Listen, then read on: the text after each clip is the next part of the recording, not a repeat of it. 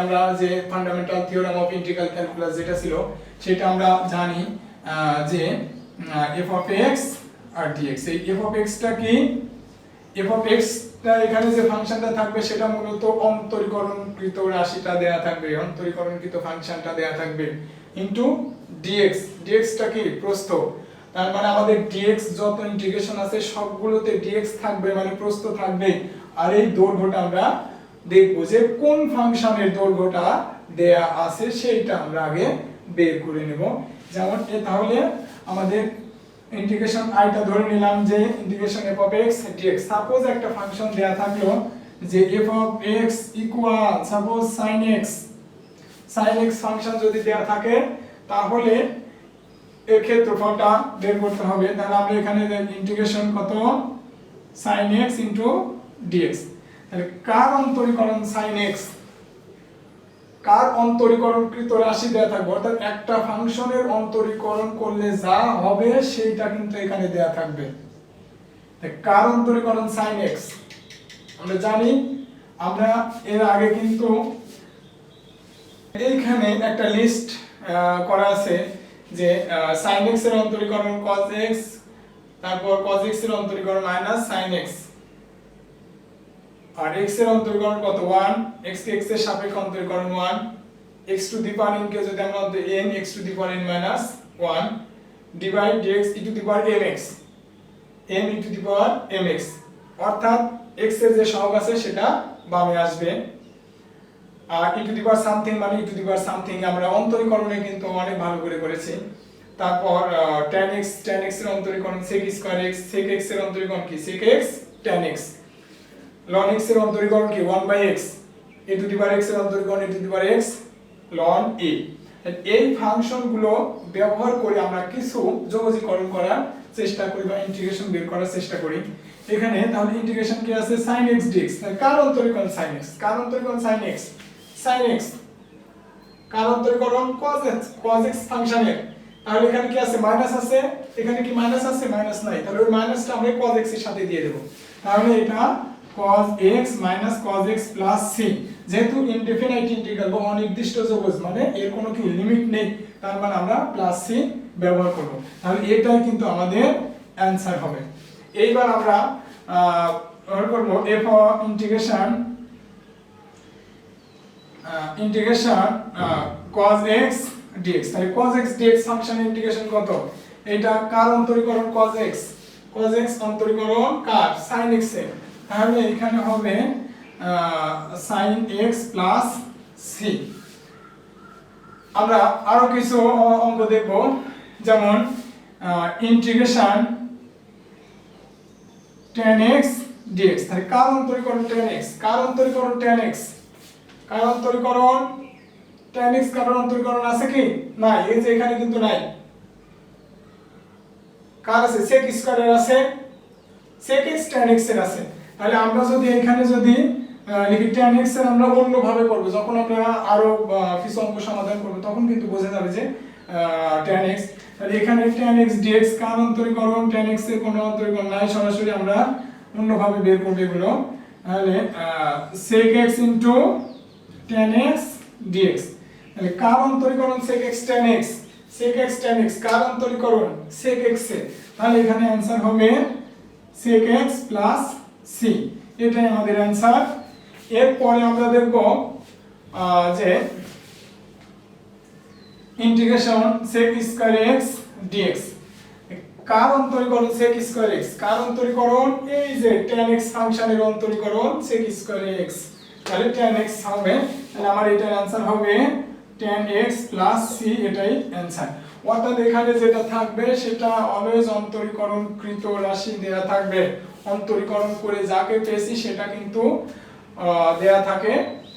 ওই কারণে আমাদের ইন্টিগ্রেশন করার সময় কিছু কিছু অঙ্ক দেখা যাবে যে সরাসরি বোঝা যাচ্ছে যে এই রাশিটা বা এই ফাংশনটা কোন ফাংশনের অন্তরীকরণ, এটা কিন্তু সরাসরি বোঝা যাবে না। অর্থাৎ যে একটা বাক্সের মধ্যে কি থাকবে, যে জিনিস ঢোকানো থাকবে তার উপরে কি র‍্যাপিং করা থাকবে, তো র‍্যাপিং খুলে আমরা অরিজিনাল ওই জিনিসটা দেখব যে আসলে কি আছে।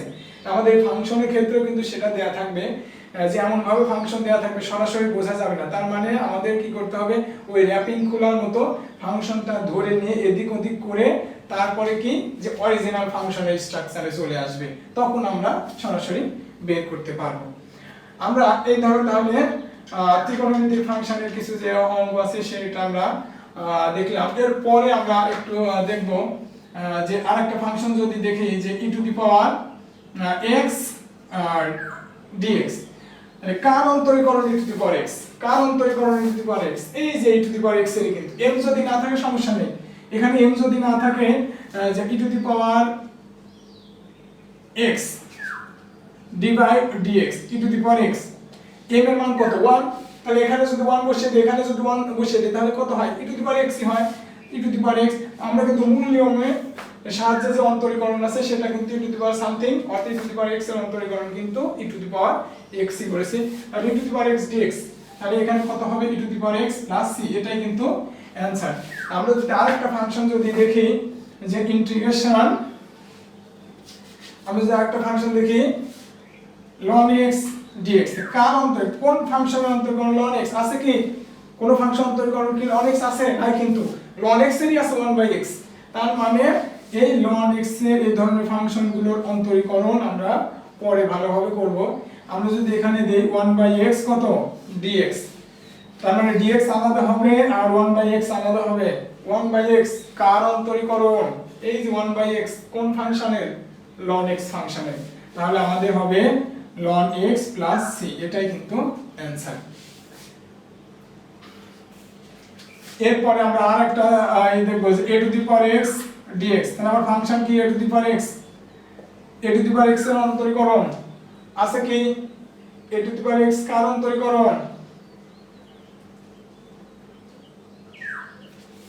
a to the power x ln a, তার মানে আমরা এখানে a to the power x ফাংশনের অন্তরীকরণ a to the power x ln a, তার মানে এইখানে a to the power x যদি আমরা রাখি তাহলে ln a কি করতে হবে, a to the power x ln a কে কি করতে হবে ভাগ করতে হবে, তাহলে আমাদের কিন্তু এটা, তাহলে a to the power x ln a into কত, সরি ইনটু তো থাকবে না, তাই প্লাস c। আমরা এই যে এখানে যে যোগজীকরণ করলাম, যোগজীকরণ করে আবার যদি আমরা কি করি অন্তরীকরণ করি তাহলে কিন্তু এইটাই পাবো। তাহলে এখানে আমাদের কি ln a কনস্ট্যান্ট, আমরা যদি অন্তরীকরণ করি, এখানে যদি অন্তরীকরণ করি 1/ln a কনস্ট্যান্ট, তাহলে a to the power x এর অন্তরীকরণ a to the power x আর এর সাথে কি ln a, তাহলে এই ln a ক্যান্সেল, তাহলে কি হলো a to the power x, তাহলে আমাদের কি a to the power x ফিরে পেলাম। যে তাহলে আমরা ফান্ডামেন্টাল থিওরেম কি জানি f of x dx। এখন f of x যদি আমি f of x যে কোনো ধরনের ফাংশন হতে পারে, f of x যদি আমি ধরি x to the power n, suppose x to the power n, তাহলে এখানে x to the power n dx কার অন্তরীকরণ x to the power n আমরা জানি না, কার অন্তরীকরণ আমরা জানি না। এই ধরনের ফাংশনগুলো বা এই ধরনের x dx এই ধরনের ফাংশনগুলো আমরা ইন্টিগ্রেট করার চেষ্টা করব যে এর সাথে সব সময় পাওয়ার কিন্তু কি এক বেড়ে যাবে। তা আমরা যদি ইন্টিগ্রেশন যদি করে দেই তাহলে এই ধরনের হয় যে x to the power n plus 1 আর উপরের যে পাওয়ার থাকে সেটা আমরা সরাসরি নিচে নিয়ে আসবো n প্লাস 1 প্লাস c, এটাই কিন্তু আমাদের ইন্টিগ্রেশন। অর্থাৎ এটার অ্যানসার এটা, অর্থাৎ x এর এই ধরনের যে ফাংশনগুলো থাকবে x এর উপর পাওয়ার যেটাই থাক না কেন অলওয়েজ কি পাওয়ার এক যোগ হবে এবং টোটাল পাওয়ার কি হবে নিচে চলে আসবে। যেমন আমরা এইটা অ্যানসার পেলাম। এখন আমরা দেখে আসব যে x to the power n এর অন্তরীকরণ কিন্তু এটা,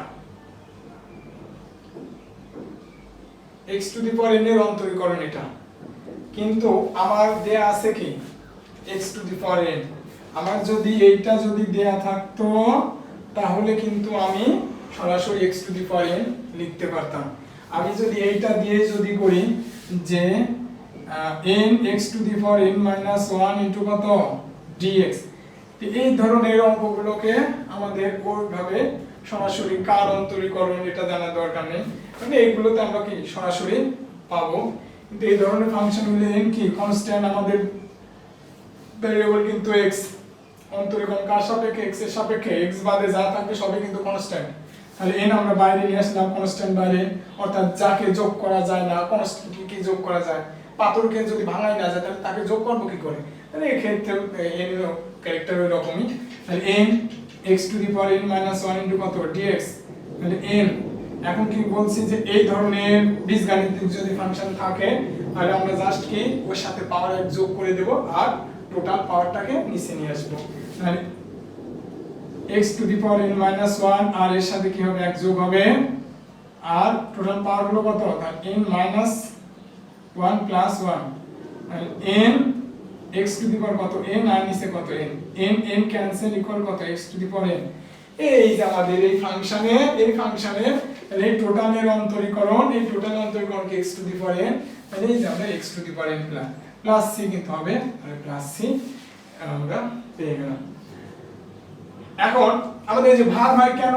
কারণ আমাদের কি যে ওই মূল ফাংশন নিয়ে আসতে হলে যে এই যে নিচের যে n - 1 প্লাস 1 বা এই n কি ক্যান্সেল হয়ে গেল।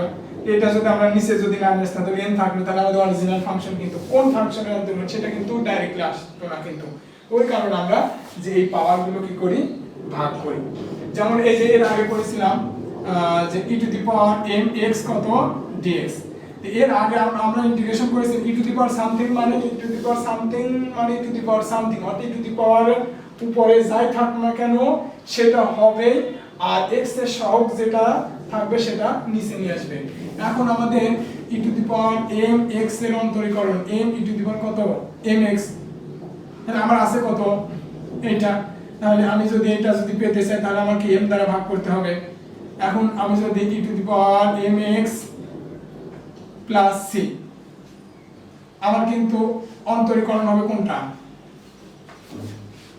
এটা কিন্তু আসবে। ওই কারণে আমি যদি এখানে যদি m দ্বারা যদি ভাগ করে দেই তাহলে একে যদি আমার ফাংশন একে যদি আমি আবার অন্তরীকরণ করি তাহলে e to the power mx ভাগ কত m, অর্থাৎ x এর সহগ যেটা থাকবে সেটা নিচে আসবে। এখন যদি আমি এটাকে যদি অন্তরীকরণ করি তাহলে কিন্তু এটা আবার ফিরে পাবো কিন্তু। তাহলে আমি m টা কনস্ট্যান্ট রেখে দিলাম, e to the power mx এর অন্তরীকরণ, x এর সহগ m আছে, m বামে আসলো e to the power mx plus cn কত? 0, তাহলে m cancel, e to the power কত? mx। এই যে ফাংশন কিন্তু ফিরে পেলাম। ওই কারণে জাস্ট কি মেইন ফাংশন ঠিক রাখার জন্য আমাদের এই পাওয়ার গুলো ভাগ করতে হবে।